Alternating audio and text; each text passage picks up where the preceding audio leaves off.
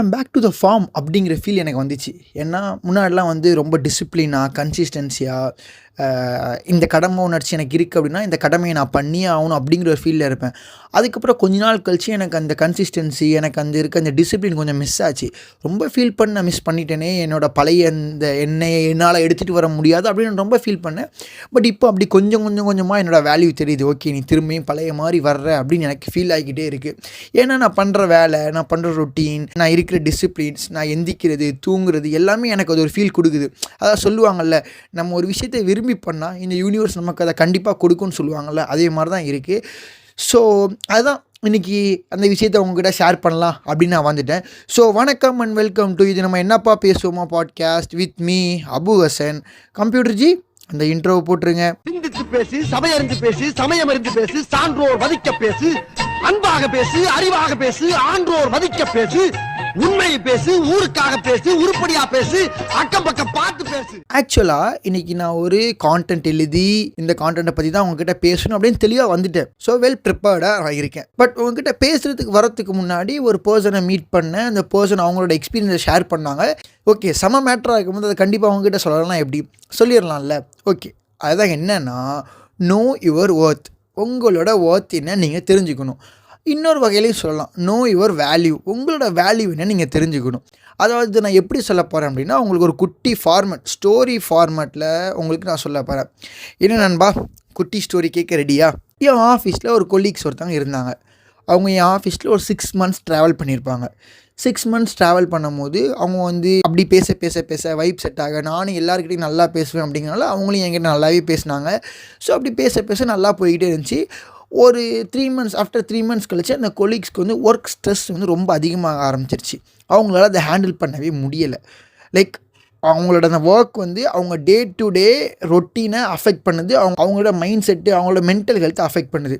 நான் எல்லாருக்கிட்டையும் சொல்கிறது தான், work is just a work. அந்த ஒர்க்கை நீங்கள் உங்கள் மென்டல் ஹெல்த்தோடையோ இல்லை உங்கள் டெய்லி லைஃப் ரொட்டீனோடையோ நீங்கள் வந்து மிக்ஸ் பண்ணி உங்களோட டேயை நீங்கள் ஸ்பாயில் பண்ணிக்க கூடாது. இது ஒரு பேஸான அட்வைஸ். ஐ திங்க் இது எல்லாத்துக்குமே தெரியும்னு நினைக்கிறேன். தெரியலைன்னா தெரிஞ்சுக்கோங்க. ஓகே, இப்போ பேக் டு த ஸ்டோரி. என்ன அப்படின்னா, அந்த கொலீக்ஸ்க்கு வந்து ஒர்க்கு கொஞ்சம் ஸ்ட்ரெஸ்ஸாக போகுது அப்படிங்கிற மாதிரி சொல்லிக்கிட்டு இருந்தாங்க. 4 months ஸ்ட்ரெஸ்ஸாக போகுதுன்னு சொன்னாங்க. 5 months ரொம்ப ஸ்ட்ரெஸ்ஸாக போகுதுன்னு சொன்னாங்க. 6 months லிட்ரலி அவங்களால முடியலை. வேலையை விட்டாங்க. பேக்கப்புக்கு எதுவுமே இல்லாமல் வேலையை விட்டாங்க. பிகாஸ் அவங்க வந்து எப்படி ஒரு டிசிஷன் எடுத்தாங்கன்னா, எனக்கு என் மென்டல் ஹெல்த் முக்கியம், இங்கே இருக்கும்போது நான் நிம்மதியாகவே இல்லை, நான் நிம்மதியாக இருக்கணும் அப்படின்னு சொல்லி அவங்க வந்து வேலையை விட்டாங்க. சூப்பரான டிசிஷன் தான். பட் இது எல்லாராலையுமே பண்ண முடியாது. நிறைய பேர் கமிட்மெண்ட் இருக்கும், நிறைய பேர் இந்த வேலையை நம்பி அவங்க ஃபேமிலி டிபெண்ட் ஆகிருக்கும். ஸோ இப்போ நம்ம ஒரு வேலையை விட்டுட்டு இன்னொரு வேலைக்கு நம்ம போகணுன்னா நமக்கு ஒரு புது வேலை கிடைக்கிறதுக்கே 1 month, 2 months, 3 months எப்படி வேணாலும் நமக்கு இருக்கலாம். எதுவுமே நம்ம கையில் இல்லை அப்படின்னு இருக்கும்போது, பட் அந்த கொல்லீக் வந்து ஒரு தைரியமான ஒரு விஷயத்த பண்ணாங்க. ரியலி அவங்கள அப்ரிஷியேட் பண்ணணும். பட் எல்லோரும் அப்படி பண்ணுவாங்களான்னு கேட்டால் தெரியாது. பட் நமக்கு இப்போ அந்த இடத்துல அது தேவையில்லை. அவங்க வேலையை விட்டு போயிட்டாங்க. நானும் ஒரு நல்ல கொலீக்ஸ், அவங்கள நல்லா பேசிக்கிட்டு இருந்த ஒரு பர்சன் போயிட்டாங்கன்னு நானும் ரொம்ப ஃபீல் பண்ணேன். பட் சர்ப்ரைஸ்லி ஆஃப்டர் 3 months அவங்களுக்கு வேலை கிடச்சிது. அதுவும் வேலை சர்ப்ரைஸ்லி எப்படின்னா, எங்கள் ஆஃபீஸ் பக்கத்துலேயே ஒரு இடத்துல வேலை கிடச்சிது. ஓகே அப்படின்னு ரேண்டமாக ஒரு 2 days பேக் அவங்கள பார்த்தேன். அவங்க சொன்னாங்க, என் ஆஃபீஸும் இங்கே தாண்டா இருக்குது அப்படின்னு சொன்னாங்க. சூப்பர், செம அப்படின்னு. அதுக்கப்புறம் இப்போ லிட்ரலி நம்ம பாட்காஸ்ட் பேசுறதுக்கு முன்னாடி அவங்கள நான் பார்த்தேன். அவங்க பார்த்துட்டு அவங்கள்ட்ட கேட்டேன், என்னப்பா ஜாலியாக இருக்க போல் அப்படின்னு நான் கேட்டேன். ஆமாடா ஜாலியாக இருக்கேன் அப்படிங்கிற மாதிரி சொன்னாங்க. ஏன்னா இப்போ வந்து நிறைய ஆர்டிக்கல்லாம் பண்ணுறீங்க போல், நிறைய ரைட்டப்ஸ்லாம் பண்ணுறீங்க போல், நிறைய லிங்க்டின்ல போஸ்ட்லாம் போடுறீங்களே அப்படின்னு கேட்டேன். ஆமாடா, ஒர்க் அந்தளவுக்கு ஜாலியாக இருக்குது, நானும் ஒர்க்கை என்ஜாய் பண்ணிவிட்டு ஜாலியாக பண்ணுறேன் அப்படிங்கிற மாதிரி சொன்னாங்க. சூப்பர், நல்ல விஷயம் தான் அப்படின்னேன். அதுக்கப்புறம் நான் கேட்டேன், ஒர்க்கு ஜாலியான எப்படி போகுது அப்படின்னு கேட்கும்போது அவங்க என்ன சொன்னாங்கன்னா, என்னை இந்த இடத்துல வேல்யூ பண்ணுறாங்க, என்ன இந்த இடத்துல மதிக்கிறாங்க, நான் சொல்கிறது இந்த இடத்துல ரெஸ்பெக்ட் இருக்குது அப்படிங்கிற மாதிரி அவங்க சொன்னாங்க. எனக்கு கேட்கும்போது சார் சூப்பரில் அப்படின்னு நினச்சேன். ஏன் ப்ரீவியஸ் நம்ம கம்பெனியில் அப்படி இல்லையா அப்படின்னு கேட்கும்போது, இல்லைடா அவங்க நம்ம கம்பெனியில் அப்படி இருக்கும் இப்படி இருக்கும்னு எல்லாமே அவங்க சொன்னாங்க. பட் அது அவங்க பாயிண்ட் ஆஃப் வியூ. அந்த பாயிண்ட் ஆஃப் வியூவில் நம்ம போகணும். எனக்கு அப்படி இருக்குமா கேட்டால் எனக்கு அப்படி இருக்காது. இன்னொரு பர்சனுக்கு எங்கள் 2 இருக்குமே இருந்த மாதிரி அவங்களுக்கு இருக்காது. பிகாஸ் எவ்ரி பீப்புளோட பாயிண்ட் ஆஃப் வியூ, எவ்ரி பீப்புளோட தாட்ஸ் வந்து டிஃபர் ஆகிக்கிட்டே இருக்கும். ஸோ அதுக்குள்ளே நம்ம போகவே வேணாம். பட் அவங்க செம்மையான ஒரு மேட்ரு என்ன சொன்னாங்க அப்படின்னா, இந்த இடத்துல நான் கம்மியான வேலை பார்த்தாலுமே சரி, நிறைய வேலை பார்த்தாலுமே சரி, இந்த இடத்துல நான் வைக்கிற ஒப்பீனியனுக்கு இந்த இடத்துல வேல்யூ இருக்குது, என்ன இந்த இடத்துல வேல்யூ பண்ணுறாங்க, என்ன இந்த இடத்துல ரெஸ்பெக்ட் பண்ணுறாங்க அப்படிங்கிற மாதிரி சொன்னாங்க. ஸோ ரெஸ்பெக்ட் பண்ணுறாங்க, ஒர்க் பண்ணுறவங்களும் ஹாப்பியாக இருக்காங்க, ஒர்க்கை வாங்குறவங்களும் ஹாப்பியாக இருக்காங்க, ஒர்க்கை நம்ம ஒருத்தவங்களுக்கு செஞ்சு கொடுக்கணும் அவங்களும் ஹாப்பியாக இருக்காங்க. ஸோ சிம்பிள் லாஜிக் இல்லை. ஸோ இப்போ நான் என்ன சொல்ல வரேன்னா, இந்த இடத்துல அவங்களோட ஒர்த்து இருக்குது அப்படின்னு அவங்களுக்கு தெரியுது, இந்த இடத்துல அவங்களுக்கு ஒரு வேல்யூ இருக்குங்கிறது தெரியுது, அவ்வளோதான்.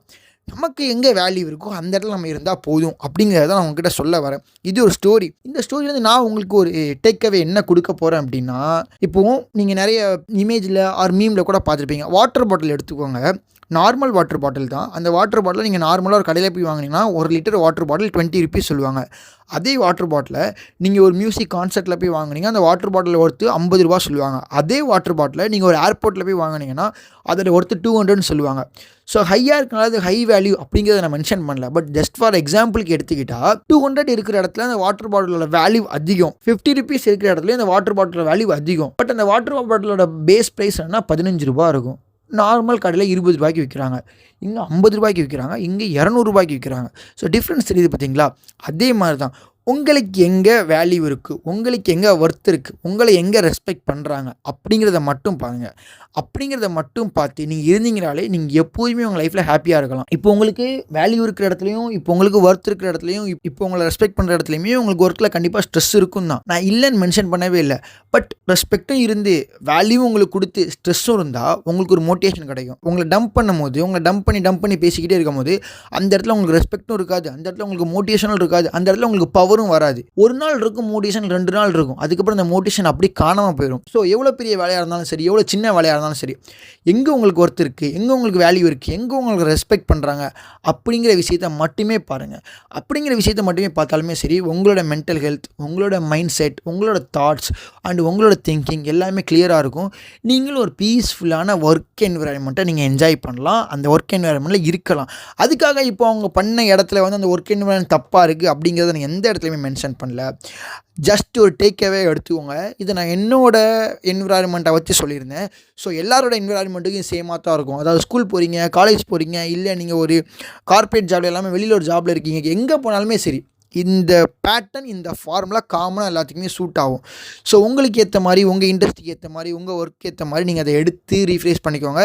பட் ஷுவர் இது உங்களுக்கு ஹெல்ப்ஃபுல்லாக இருந்திருக்கும்னு நினைக்கிறேன். ஸோ நெக்ஸ்ட்டு ஒரு சூப்பர் டூப்பர் கான்டென்ட்டில் உங்களை வந்து பார்க்குறேன். ஸோ அதுக்கு முன்னாடி நம்ம என்னப்பா பேசுவோமா பாட்காஸ்ட் இப்போ Spotify, Amazon music, Jio 7, YouTube எல்லா இடத்துலையுமே இருக்குது. ஸோ நீங்கள் எங்கே கேட்டாலுமே சரி மறக்காமல் நம்ம என்னப்பா பேசுவோமா பாட்காஸ்ட்டை ஃபாலோ பண்ணிடுங்க. பிகாஸ் அப்போ தான் நான் அடுத்தடுத்து போடுற எபிசோட் நீங்கள் மிஸ் பண்ணாமல் கேட்க முடியும். நான் ஏன் அடுத்தடுத்துன்னு சொல்கிறேன்னா, நான் இப்போ டிசிப்ளினாக இருக்கேன், கண்டிப்பாக அடுத்தடுத்து நீ பாட்காஸ்ட் அப்லோட் பண்ணிக்கிட்டே இருப்பேன். ஸோ நீங்களும் அதை மிஸ் பண்ணாமல் கேட்கணுன்னா மறக்காமல் ஃபாலோ பண்ணிடுங்க. பக்கத்தில் இருக்கிற பெல் ஐக்கானை கிளிக் பண்ணிடுங்க. So see you. ஸோ நான் அடுத்து உங்களை சூப்பர் டூப்பர் கான்டென்ட்டில் வந்து உங்களை நான் பார்க்குறேன். Until then, டாட்டா, பாய், டேக் கேர்.